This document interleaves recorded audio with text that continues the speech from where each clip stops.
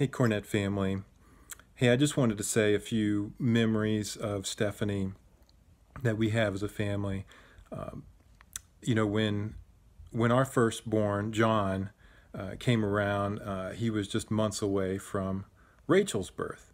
And so with Rachel being the thirdborn and John being the firstborn, Melissa and Stephanie became fast friends.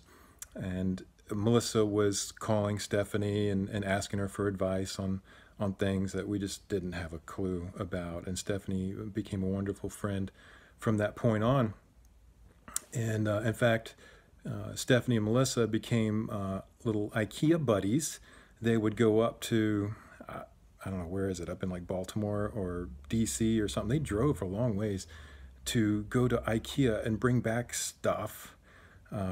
And they would order stuff. And there was even one time where Melissa ordered something and it went to the wrong address somewhere in Suffolk.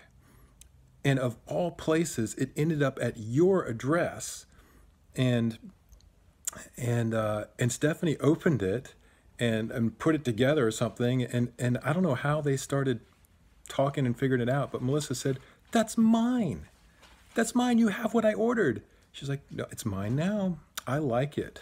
So if you are walking around your house and you see something from IKEA, it could actually be ours. Well, it's not, because your mom commandeered it. But she would do things like that that would make us laugh. She was so fun. She could light up the room, and she was just so enjoyable to be around. One of my more lasting memories is one of the last times we had with you guys, actually.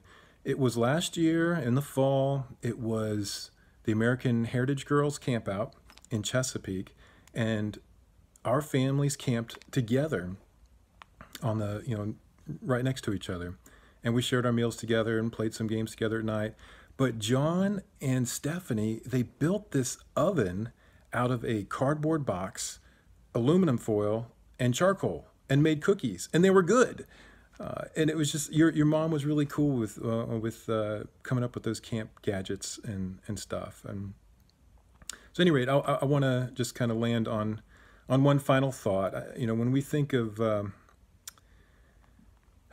we get into these times, we're drawn to the verses like the Apostle Paul writes at 1 Thessalonians 4:13. He says, "We do not want you to be uninformed, brothers, about those who are asleep, that you may not grieve as others do who have no hope."